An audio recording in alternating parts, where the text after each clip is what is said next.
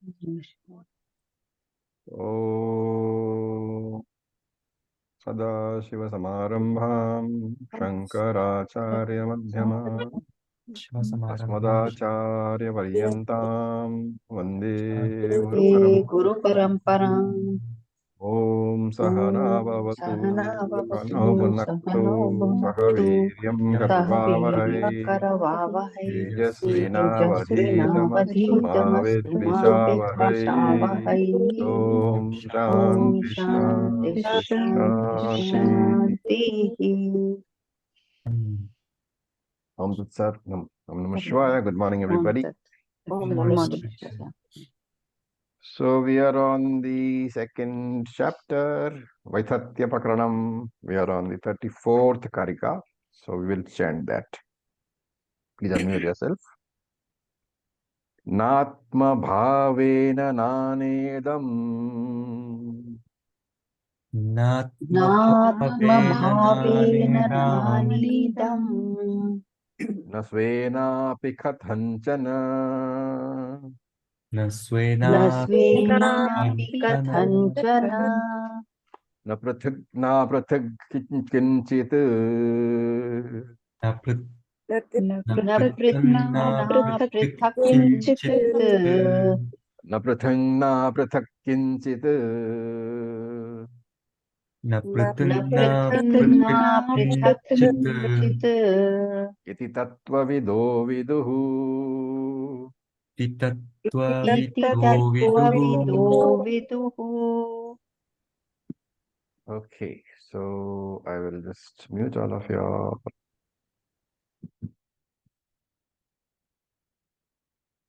So he says, if you look at the words, idam nana na atma bhavena. So nanedam, nana plus idam, na atma bhavena. First word has to be broken. So idam nana. Nana is what? Plurality, multiplicity. So you can talk about as matter, anatma. Nana here refers to anatma. So idam nana na atma bhavena. This anatma does not exist as being identical with atma. Na svenapi kathanjana. Nor does it exist by itself. In kathanjana here is for emphasis. In any manner whatsoever, this anatma cannot have independent existence. So two ideas. One is the atma is not identical, the anatma is not identical to the atma. Second is this anatma is not independent. It cannot exist by itself. And the third is na prathang na prathak kinchita iti. This atma is neither different nor non-different from any other anatma. So that's a very astute, very subtle idea, which we will discuss in more detail. So three things: anatma is not identical to atma. Anatma does not have independent existence. And anatma is neither different nor identical to any other anatma. Iti tattvavido viduhu. This is the understanding of tattvavit, the wise people, the jnanis. So what is the essence of this karika? The differences in anatma can be seen. But if you try to establish that difference using a pramanam, you will find that the difference cannot be established at all. Okay. So in short, to summarize this particular karika, anatma, so that is dvaitam. Dvaitam means duality. You cannot say that duality is the same as advaitam, non-duality. You cannot also say that duality is different from non-duality. And you cannot say that duality is different from as well as non-different from non-duality. So three ideas, right? And those who have done Viveka Chudamani will remember that these three ideas were discussed in the context of the Maya discussion. So the first idea is that Dvaitam cannot be said to be identical with Advaitam. Or to put it in other words, the Maya, Jagat which is Maya, world which is Maya, universe which is Maya, cannot be said to be identical to Brahman. What is the argument? Why cannot Jagat be the same as Brahman? What would be the argument?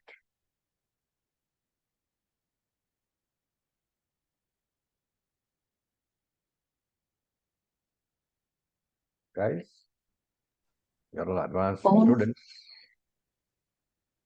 Yes. Do we mean different levels of reality or Satyam and Mithya? No. Can you say that Jagat is the same as Brahman?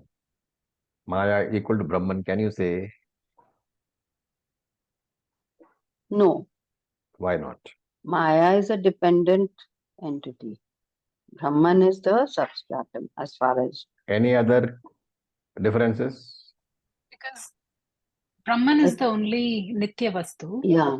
Yes. And Jagat is Maya, so it is, while they're both Anadi, it is subject to ending. You have to look at Jagat and Brahman, the Swarupam.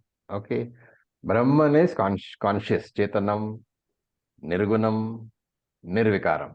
What about Jagat? Achetanam, Achetanam, Sagunam, Savikaram.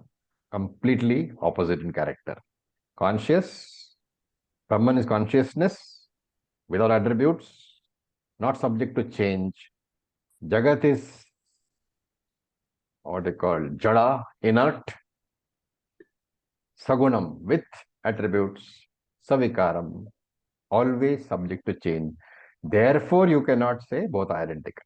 Okay, remember these arguments we have seen in Viveka Chudamani for those who remember those classes. For those who don't, I am just summarizing. So that is the first one. That is why Jagat cannot be said to be identical with Brahman, which is what he said here. Dvaitam cannot be said to be identical with Advaitam. Okay, then can we say that Jagat is different from Brahman? What would be the argument for that? Answer is no, we cannot say. But what is the reasoning?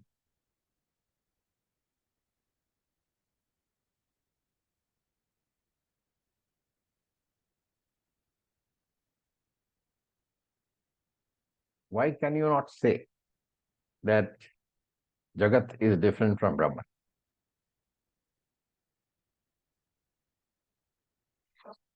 What's the answer? Because Jagat is the Karyam and will have the same attributes as the Karanam. Okay. And what is a very important argument? If Jagat is a separate entity from Brahman, what will happen? There will be duality. And therefore, it will not exist also. no, therefore Brahman cannot be said to be infinite, because where there are two entities, one will always limit the other.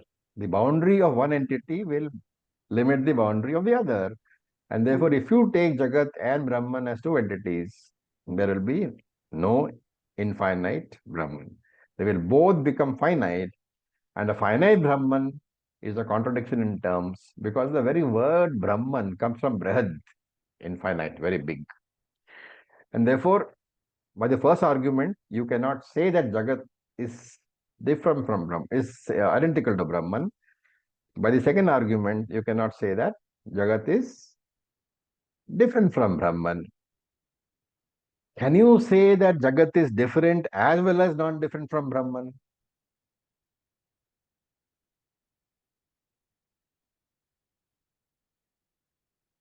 You have to remember Vivekachudamani. You don't remember, okay. Can you say something is different and non-different? No, because if it is not different, also it is not non-different, how can it be both? Exactly. Different and non-different are two opposing ideas, and therefore you cannot use both those adjectives in one statement. You cannot say that Jagat is different from and non-different from Brahman. That statement has no meaning. Therefore, what is the conclusion? This is what the conclusion was in Vivek Chudamani also. Because of these three ideas, what three ideas? Jagat is not the same as Brahman. Jagat is not different from Brahman. Jagat is neither, and Jagat is not non-different and different from Brahman. Because of these three statements, you cannot classify Jagat at all, and that is why Maya is called Anirvachaniyam, which cannot be defined. Okay, so that's one aspect. Then we said na prathak, na aprathak. It's different from prathak, not different from prathak, na aprathak, and not different from. Okay, that's a very nice idea being conveyed, a very subtle idea. When you say, for example, that uh, a flower, a rose, is different from a table, it's a statement which you can make that this rose is not the same as a table. Everybody accepts, right? There's no problem about that statement. Everybody says, okay, fine, we accept the statement. And remember that this difference between the rose and the table, the rose is anatma, the table is also anatma. And if you're going to say rose has got consciousness and all that, so we can change that and say table and chair. Table is anatma, chair is also anatma. This difference I perceive, right? And I accept. But the idea is your indriyas, your sense organs, they are designed to perceive only five attributes. What are they? Shabda Sparsha, Rupa Rasa Gandha. Shabda, Sparsha, Rupa, Rasa, Gandha. Right? And therefore, when you say that my sense organs reveal the difference between Shabda and Sparsha, it is a meaningless statement. Because your eyes can show you the Rupa, your ears can show you the Shabda, your skin can show you the Sparsha, and so on. What sense organ do you use to reveal a difference between Shabda and Sparsha? So, very carefully you have to think about this. How do you understand the difference between Shabda and Sparsha? Because your ears can reveal to you only Shabda, not Sparsha. And therefore, the ears obviously cannot tell you that Shabda is different from Sparsha because ears can reveal only Shabda. They have no access to Sparsha at all. How can the ears reveal the difference between Shabda and Sparsha? And therefore, when you say that these five fields of the sense organs, Shabda, Sparsha, Rupa, Rasa, Gandha, they are different.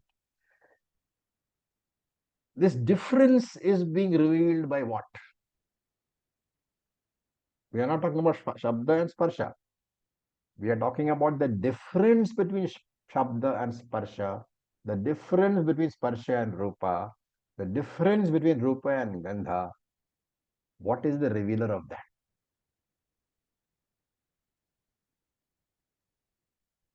Do you understand what I'm trying to say? For example, let me take a concrete example. We look at two colors, red and green. Your eyes are revealing to you red, and your eyes are revealing to you green.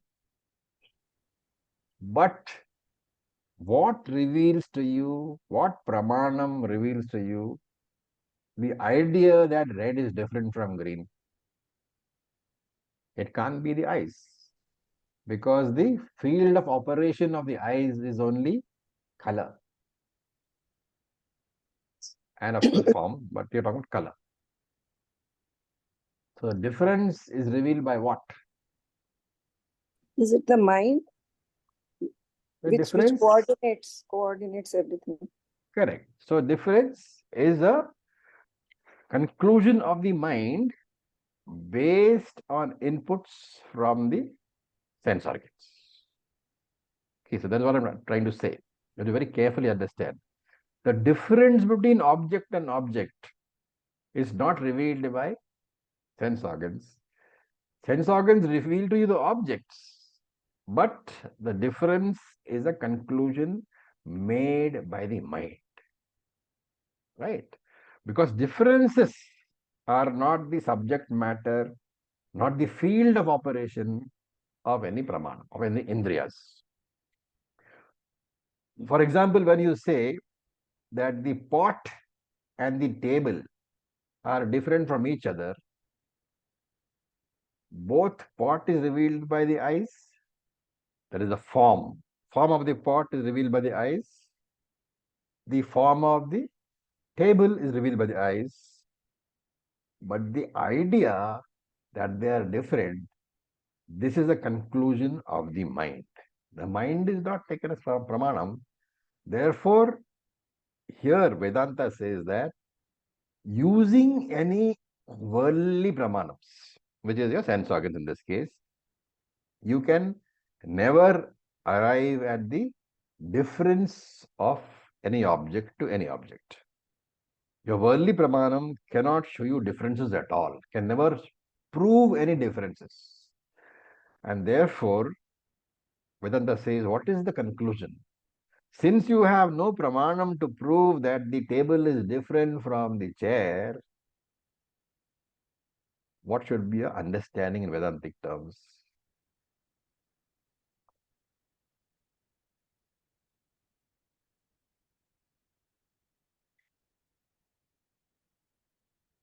What is the understanding when your pramanams cannot show you any difference? What should be the correct understanding?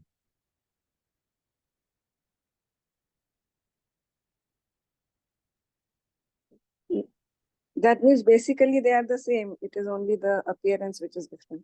Is it? Right, exactly. So Vedanta says that because your pramanam cannot reveal differences to you, you have to conclude that everything is one alone. Everything is Vastu alone. Everything is Brahman alone.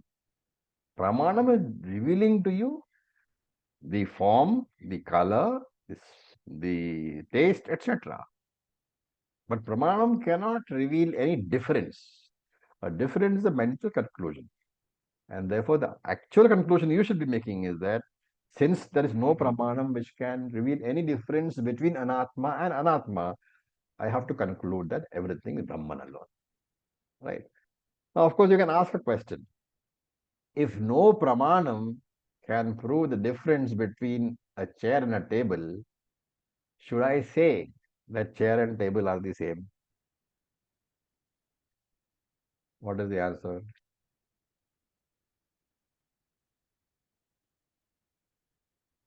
They only hold the transactional value to be Only different. You cannot say they are the same because without these differences, you cannot have any transactions. And therefore, when you cannot say that they are same or they are different, what do you have to say?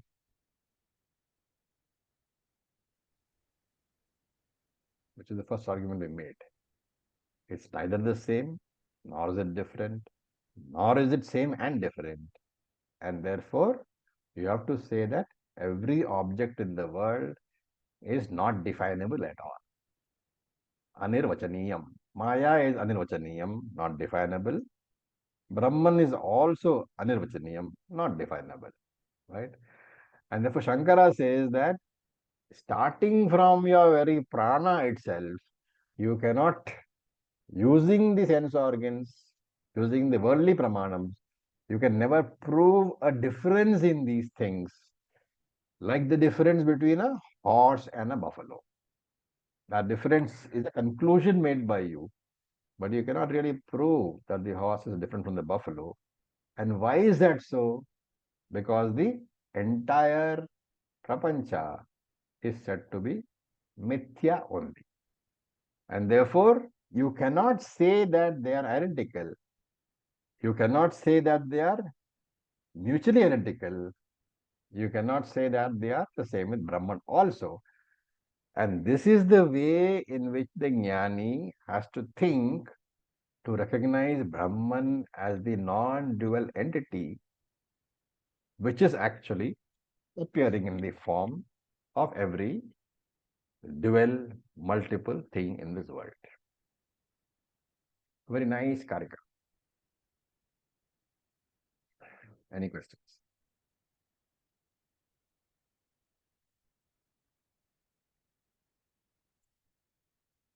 Okay. So we go to Karika number 35. We will chant.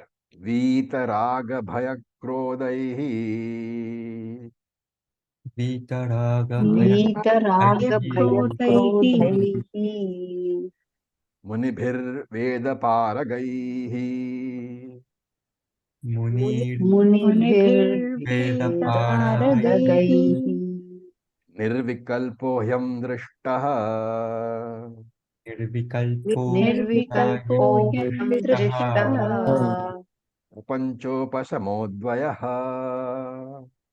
प्रपञ्चोपशमोऽव्ययः So till the last verse, the main teaching was that Jagat was mithya, right? Now here onwards, Gaudapada is presenting the sadhana required for jnanam. So he says, I am. Where is I am? Second line, yam. He, I am. I am is what? This. What is this? This Atma. So this Atma, which is nirvikalpaha. Nirvikalpaha means free from all changes. Sarva vikalpa shunyaha. Free from all changes. What are the three types of changes?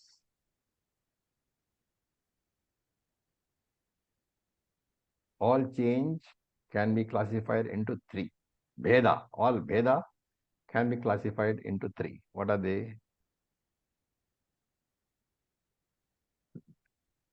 Okay, Svajatiya Bheda, then Vijatiya Bheda, then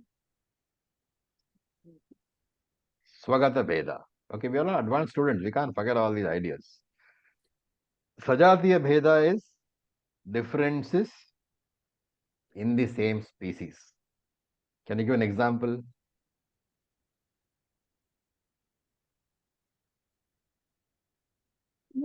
Human beings and animals.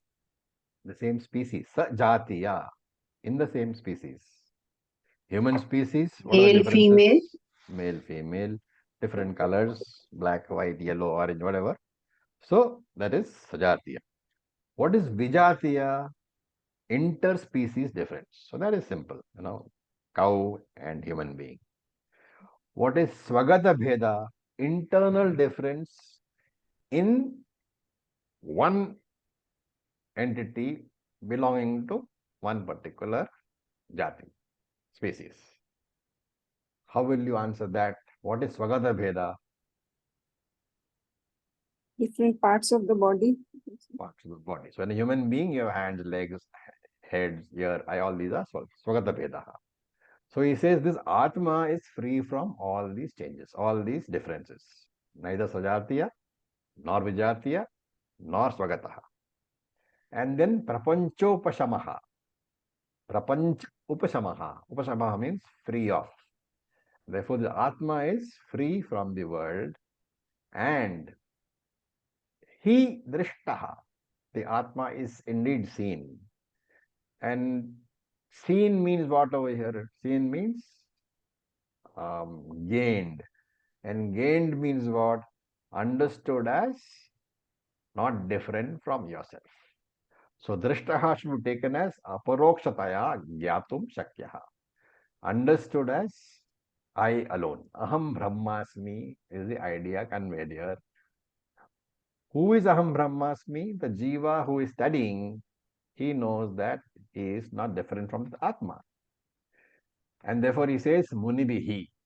Munibihi is the person who is studying. So Munibihi is a Viveki, the person who has discrimination, the person who is capable of independent thinking.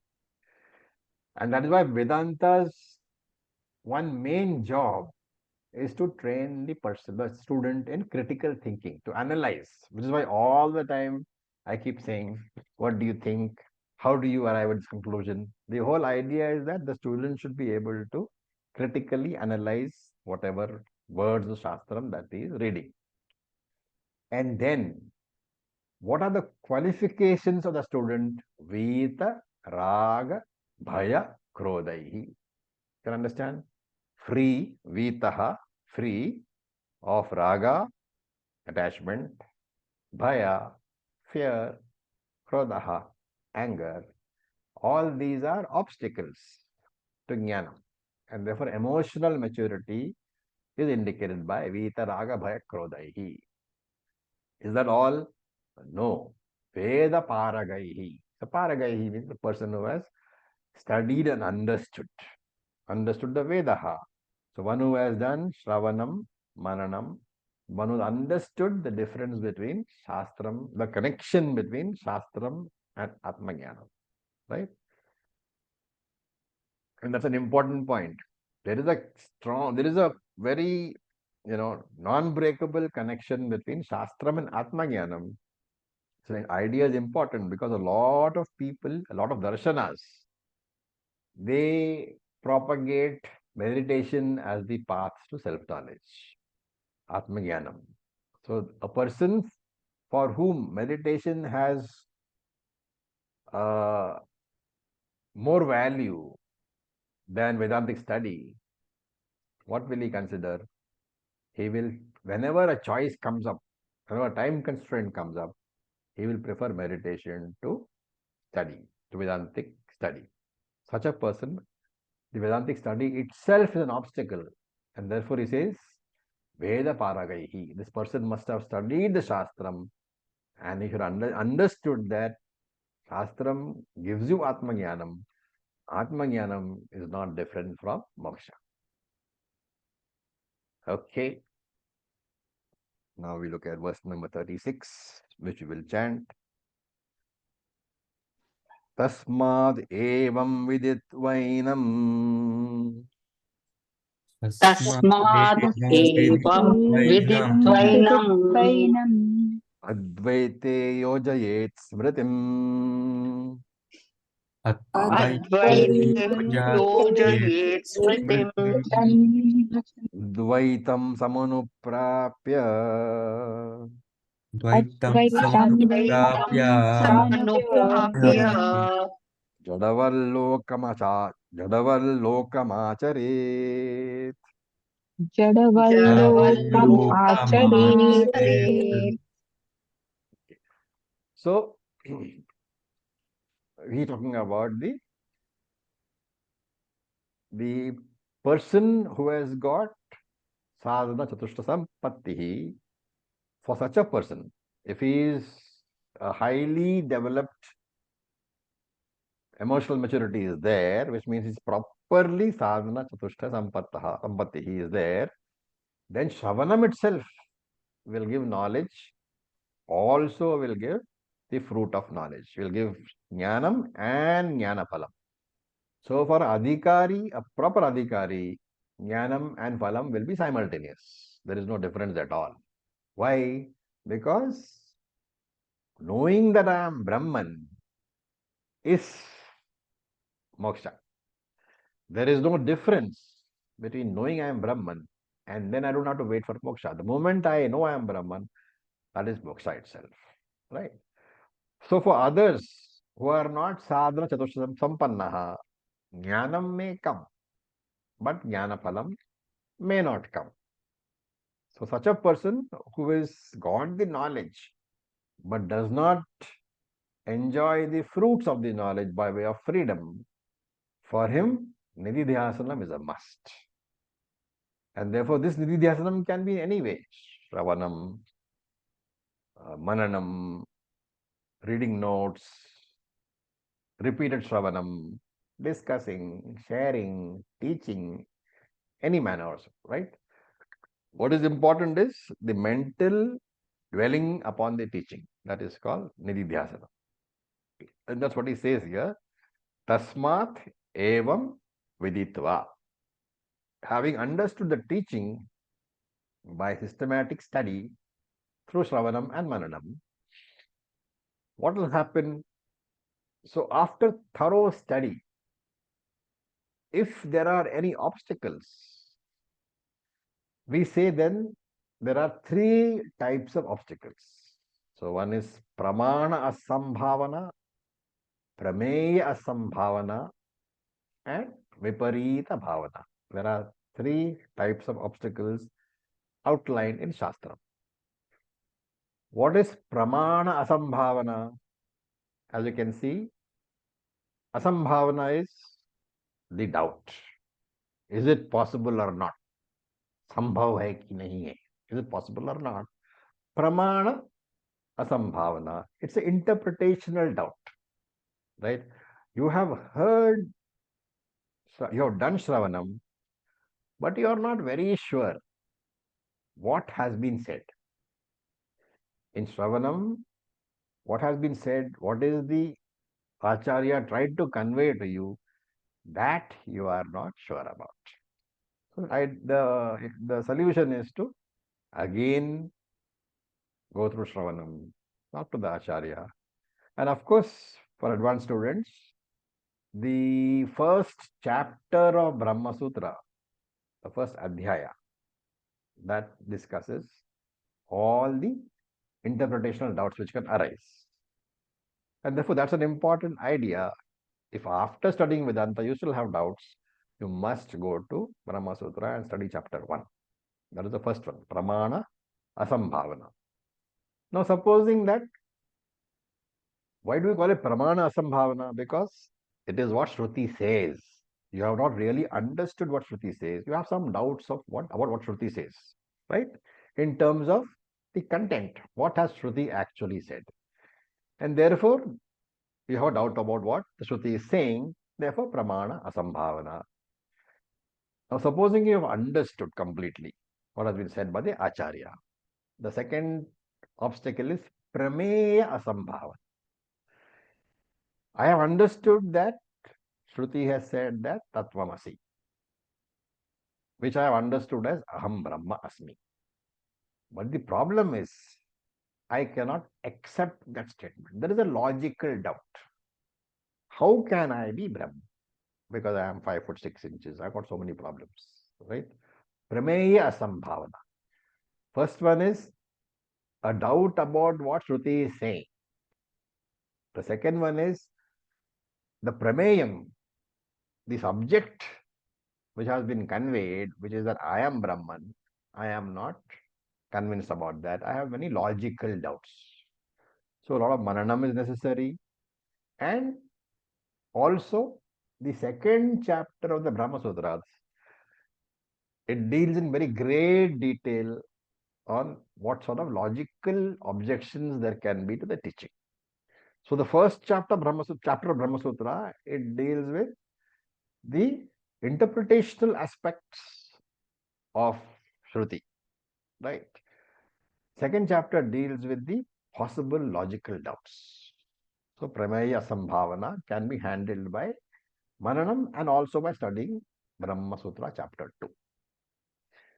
Third one is Viparita Bhavana, my habitual thinking patterns. So some commentators call this Dushta Chatushtayam. Just like we have sadhana chatushtayam, there is something called dushta chatushtayam, unhealthy habits, unhealthy thinking habits. And these four are what? Ahankara, mamakara, raga, and dvesha. So ahankara is taking the body-mind complex as myself. That we all know. Arising from ahankara, mamakara is attachment to body, mind, family, profession, possession. So 5 anatmas: body, mind, family, profession, possession. This is mamakara. Ahankara is different. Ahankara is taking the body, mind complex to be myself. Arising from ahankara, I have attachment to body and mind. And because I'm attached to body and mind, I'm attached to things which are connected to the body and mind, which are family, profession, and possession. Also, arising from this ahankara and mamakara, from the I and mind. Ahankara is I, mamakara is mind. Because of I and mind, there will be raga, dvesha. Remember that outside the parameter of aham and mam, I and mine, nobody has any raga dvesha. Every single raga dvesha is connected to I or mine. Two things only. And for this, Gaudapada says, enam advaite smritim yojayet. You should fix your mind upon this advaita turyam brahma. And once you know that you are Brahman, you need not give up all your duties. You can continue to do your duties. So externally, as far as the world is concerned, you will be in the Jiva Jagat Ishvara format, the triangular format. You will be like any other Ajnani. But mentally, you will be in binary format. Therefore, having understood that you are Brahman, when you go to a temple, you should not refuse to do namaskara and say that no, I am Ishvara, why should I do namaskara? When you go to your teacher, you should not refuse to touch his feet because I am in binary format, right? So in the world, for transactions, be in triangular format, but mentally be in binary format. So in the world, you must behave like a normal person. And that is why he says, Jadval lokam acharet. Lokam in this world, Jadvat acharet. Behave like an inert person here means one who has not got knowledge. So behave like an Ajnani. It is not necessary to go and beat your chest and say, I am Jivan Muktaha, I am Jivan Muktaha to everybody. Right? And Krishna also has said this, Na buddhi vedam janayet. Do not disturb the minds of those who are attached to the world. Now we look at Karika number 37, which is the. Acharya, can I ask you a question? Yes, please. If there, after significant Shravanam, if there is still Pramana and Prameya Sambhavana, could we say this person needs to focus on getting more Chitta Shuddhi and hence maybe they're not ready for Vedanta and they should go back to Upasana and Karma Yoga? You can, but going back to Karma Yoga and the very fact that you have been able to sit for years together in Shravanam means that readiness is there. Here the problem is because you are not convinced. So you can do some more Karma Yoga, no harm, but it is better to address the very problems. How? By discussing with your teacher. That is in this case I'm saying by studying the Brahma Sutras. Brahma Sutra chapter 1 and 2 will address all the possible doubts that you can have. If after that the phalam doesn't come, then more and more nididhyasana. In fact, they say that post jnanam, nididhyasanam can take the place of karma yoga and upasana yoga. Thank you. Okay, let us look at Karika number 37. Niram namaskaraha. Nistutir Stutir nirnamaskaraha. nirnamaskara. Nistutir nirnamaskaraha. Nistutir Nistutir nirnamaskaraha. nirnamaskara. Niswadhakara evacha. Niswadhakara Niswadhakara eva eva cha. cha. Chala niketascha.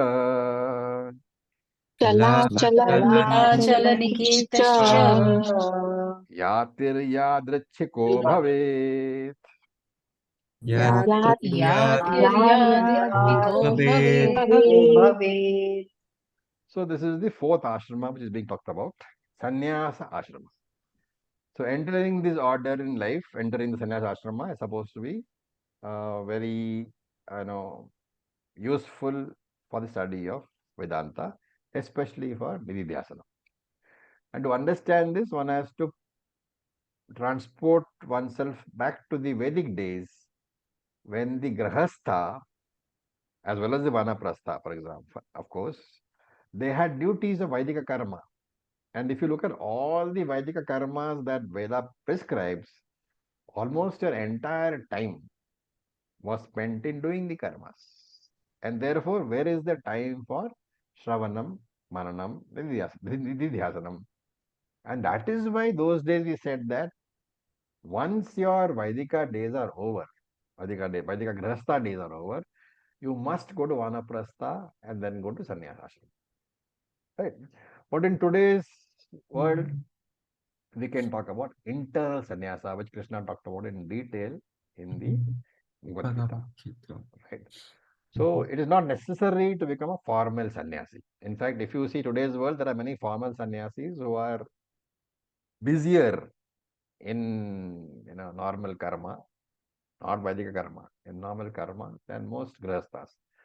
And therefore that is no longer applicable today. So he says yati bhavet. Yati means a sannyasi. Yati bhavet. The sadhaka can choose to become a sannyasi because the advantage is that he is free from all the duties prescribed for a householder. When you take this vow of sannyasa, Veda frees you from all family duties, all social duties, all religious duties. Right? So you can spend your entire time in Vedanta Vichara. So he says Nistutihi, free from Parayanam, the duty of doing Parayanam, Brahma Yajna, basically what we call, he is free from. Nir Namaskaraha, free from Deva Yajna, from daily pujas, you are free from. Ni Swadhakaraha, free from Pitru Yajna. So Shraddha, Tarpanam, all these things are not necessary. So Nistutihi, Nirnamaskaraha, Niswadhakaraha, free from Brahma Yajna, Deva Yajna, and Pitru Yajna. What about Bhuta Yajna and all that? You don't have to do because you have no infrastructure at all. You are not a householder, you don't have money, you don't have any infrastructure. So you are free from social service. Also, remember all these duties we have seen under Panchamahayagnyas. They are all compulsory for a grahastha. For a sannyasi, it's not necessary. What about a residence? Niketaha. So he says Chala, Achala Niketaha. So here if you look at it, Niketaha is the house. And there are two, Chalaniketaha and Chalaniketaha. So Shankara comments, Chalaniketaha means the house which is mobile, the residence which is mobile. What is that?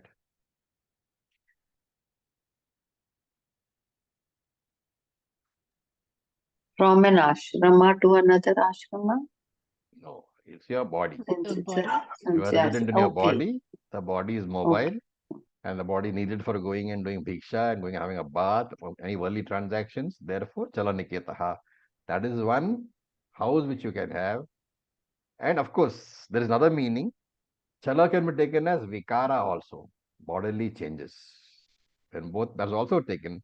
So that house which has got changes also you can take. Both cases it means having the body as one house. and Achala Niketaha, that residence where there are no transactions. What is that?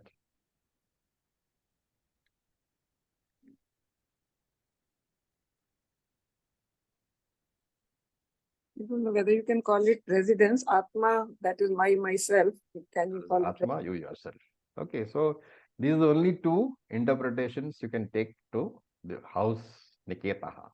You can either have a body, not either, you have a body and you have Atma. So essentially, it means you have nothing but your body, mind, sense complex. You should have nothing else at all. No residence, no rented house, no ashrama where you can go and stay. You are supposed to be having the body, and the body is powered by the Atma. So you go along. What about the requirement of food? So he says, Yadrichko. Whenever you need food, whatever comes, you should accept.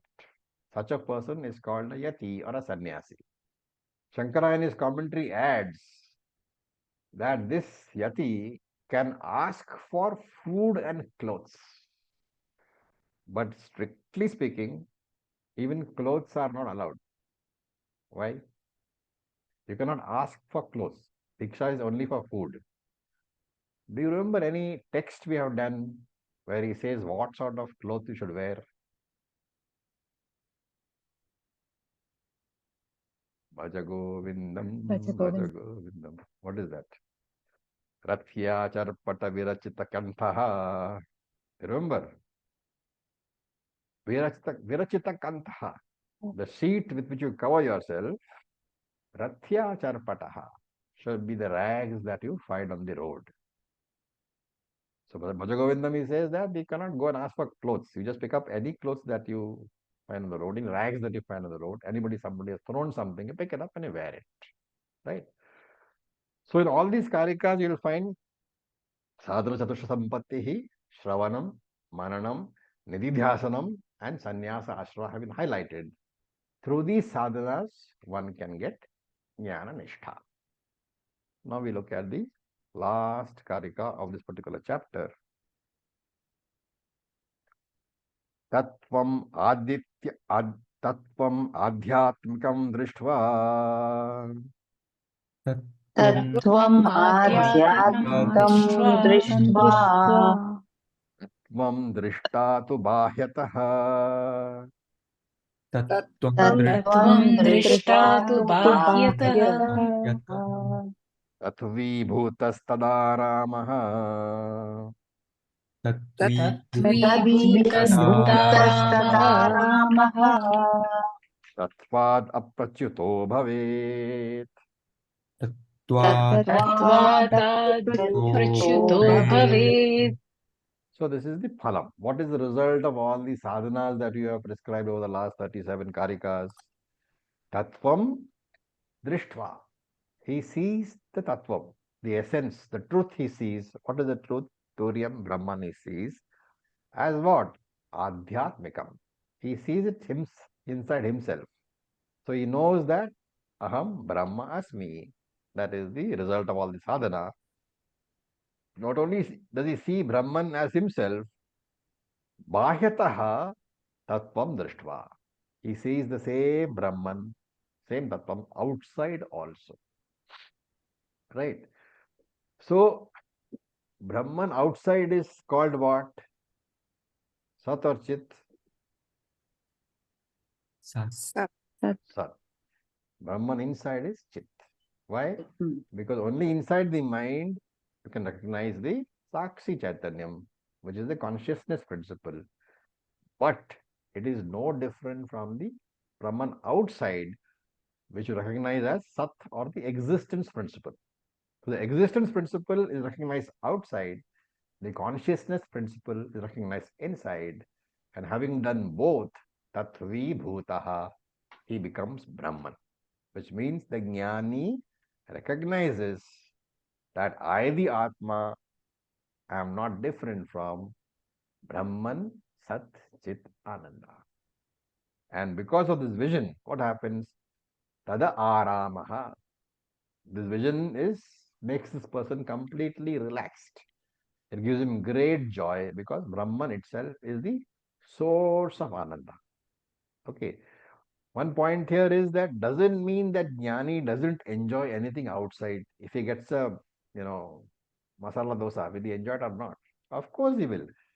That is in the form of Vishaya Sukham, in the form of joy out of an object. So reflected happiness also he can enjoy. But Atmanyeva Atmana Tushtaha. If the reflected joy comes, it is great. If it doesn't come, also it is okay. And therefore, Tatvat Apratyutaha Bhavet. Pratyutaha means to go away or to go away from, stray away. Therefore, Tatvat Apratyuta Bhavet. He does not go away from Brahman. He is always with Brahman. He cannot slip away from Brahman. He becomes a Brahmanishta. This is the meditation. It's a matter of awareness, of knowledge, not of action. Becoming Brahmanishta is a result of knowledge, not of any kriya, not of any action. And we can remember these two little verses from Bhagavad Gita in support of this. Shuni chaiva swapakecha. Whether it is a dog or a dog eater, he sees the same Brahman. And samam sarveshu bhuteshu, in all living beings, samam. He sees himself as the same. With this, iti ditiyam vaithatya prakaranam sampurnam. The second chapter called Vaithatya Prakaranam has ended. Any questions?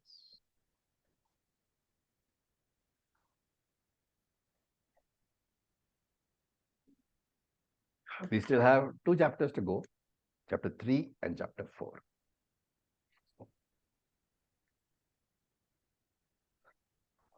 Okay, so before we start chapter 3, we have 5-7 minutes left. I'll briefly run through something.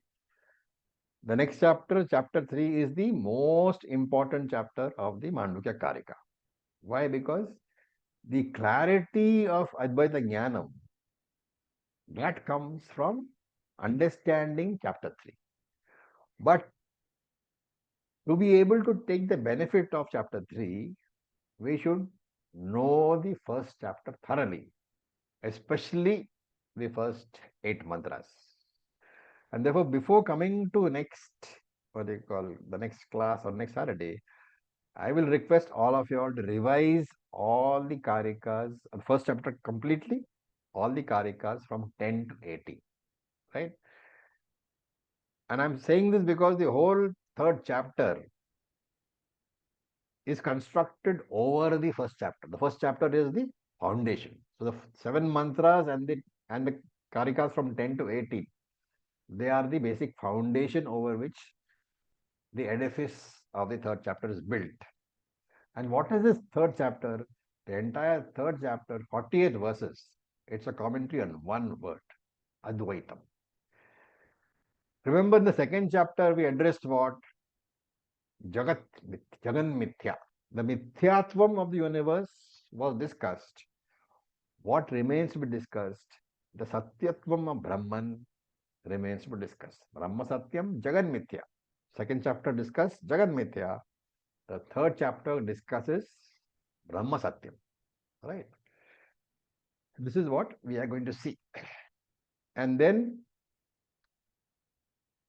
this particular idea is that normally a karanam is only one.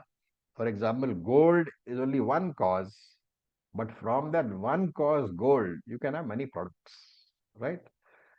Then this you can see throughout. You can see one tree producing many seeds and many more trees and so on and so forth. But therefore, what? From in the normal world, from one karanam, you will find many products. But the message of the third chapter is that Brahman is one, which does not become many. right? And therefore, from Brahman, nothing can be born. We are going against what we have studied so far. We all say that everything is born from Brahman. But here in the third chapter, it's a argument called Ajati Vadaha. Ajati means that which is not born. And therefore, in this third chapter, you will find that the argument is that from Brahman, nothing can ever be born. Right? And there are many groups. So one group says that Jagat came out of Brahman. Another group says that if Jagat has not come out of Brahman, then it has come from some other cause. For example, Sankhya. Sankhya says it came out of Pradhanam. Pradhanam means Prakriti, matter. Nyaya Vaisheshikas will say it's born from atoms, Paramanu. Right? The idea is that every other darshana says that the world is born from some karanam or the other, some cause or the other. Gaudapada says the world was never born at all. It is a mysterious entity called Maya. And Maya, you cannot say Maya exists, nor can you say Maya does not exist.